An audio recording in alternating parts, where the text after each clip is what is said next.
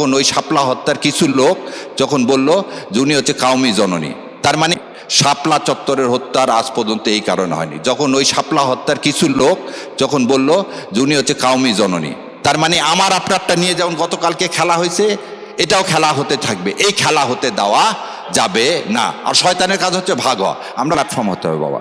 এক প্ল্যাটফর্ম কেন হতে হবে তার একটা উদাহরণ দিই। আপনারা যারা জুলাই যোদ্ধা, এখানে রাজনৈতিক দলকে ডাকছে, আপনাকে ডাকছে? আপনারা 101টা প্ল্যাটফর্মের দ্বারা আছেন, কিন্তু আপনাদের ডাকেনি। তো দয়া করে এমন প্ল্যাটফর্ম করেন যাতে আপনাকে ছাড়া আর এই দেশ শাসন করতে কেউ না পারে। এইটা করবেন না, মরে যাবেন।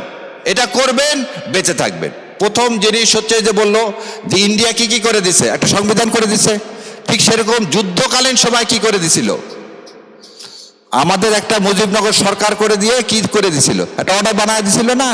আপনি এতগুলো সংগঠন এক জায়গায় বসে কেন আপনি 12 তারিখের আগে প্রস্তাবনা দিচ্ছেন না? আপনারা তো এখন পর্যন্ত কোনো প্রস্তাবনা দেননি যে 12 তারিখের মধ্যে যদি এটা অ্যাজ ইট ইজ পাস না করা হয় আমরা বাংলাদেশের সমস্ত জায়গায় বসবো, 13 তারিখে হরতাল ডাক দিব। দিচ্ছেন আপনারা? আমি কেন দিব? আমি তো রাজনৈতিক দল, আপনি তো এর স্টেক হোল্ডার। হাত পা হয়েছে আপনার, যে এই দেশকে রক্ষা করতে, তাহলে অধিকারটা কার? আপনার। আরে বাচ্চা না কানলে মায়ের দুধ দেয় না, আপনি কিন্তু কানতেছেন না। আপনি কেন আমাদের দিয়ে বলাচ্ছেন? আরে আমরা তো আপনার জন্য জীবন দেওয়ার জন্য রেডি আছি। অত চিঠি না, জানি না, আমি জানি না বলতে হরতাল কি ডাক দিছ? সারা দেশ থেকে যত মানুষ আছে, একটা জিনিস বলি, বিডিআর হত্যাকে এই সরকার যতক্ষণ জুলাইকে মেনে না নেবে ততক্ষণ এই সরকারের সাথে আমরা অসহযোগের আন্দোলনের ইনশাল্লাহ ডাক দিব। সো এই পর্যন্ত প্রথম জিনিস হচ্ছে আমরা 13 তারিখে, আপনারা যারা জুলাইয়ের আছেন তারা একটা ক্যালিওগ্রাফি তৈরি করেন, জুলাইকে আগে বাঁচাতে হবে। এবং এটা নিয়ে যে গণভবনের সামনে যেমন 71 স্মৃতিসৌধ আছে, আপনারা একটা ক্যালিওগ্রাফি তৈরি করেন। আপনারা এমন কিছু তৈরি করেন আল্লাহর সন্তুষ্টের জন্য, যেটা গণভবনের সামনে লিখে দেন। সো সবাই জানে আমরা জুলাই জীবিত আছি। আর যার যার যেখান থেকে যে ক্ষমতা আছে, শোনেন, কালকে আমি সংসদে ছিলাম, আমি ওই ভিআইপি লাউঞ্জে ঢুকে অবাক হয়ে গেলাম, কারণ জেনারেলি আমাদের ভাইরা সবাই আমাকে চেনে। ওখানে ছেলে পেলে দেখি কেউ আমাকে চিনতেছে না, এবং আমি সবার পিছনে সিটে বসে আছি, আমার মেঘনাতে, এই আমি মোবাইল করতে, এবং আমি অবাক হয়ে গেলাম। পুলিশের একজন এসে ওদের বলতেছে এই মোবাইল চালান না, অমুক জায়গায় বসেন। যেই আমার নাম চিফ হুইপ দাঁড়ালেন, ওই পুলিশ পিছন থেকে বললো সামনে যাও, সামনে যাও, সামনে যাও।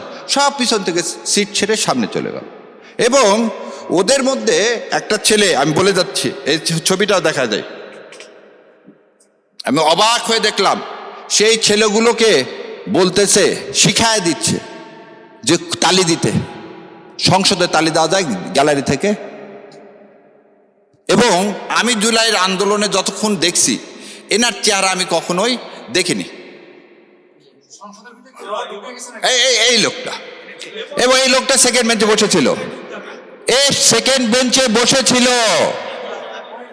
আজকে আমি অবাক হয়ে গেলাম।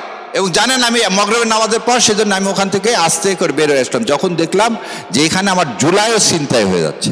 সো জুলাই ছিনতাই করতে দিব না বলে সবাইকে, আমি ওনাদের সবাইকে বলছি এক প্ল্যাটফর্ম হতে হবে বাবা। এক প্ল্যাটফর্ম কেন হতে হবে তার একটা উদাহরণ দিই। আপনারা যারা জুলাই যোদ্ধা, এখানে রাজনৈতিক দলকে ডাকছে, আপনাকে ডাকছে? আপনারা 101টা প্ল্যাটফর্মের দ্বারা আছেন, কিন্তু আপনাদের ডাকেনি। তো দয়া করে এমন প্ল্যাটফর্ম করেন যাতে আপনাকে ছাড়া আর এই দেশ শাসন করতে কেউ না পারে। এইটা করবেন না, মরে যাবেন।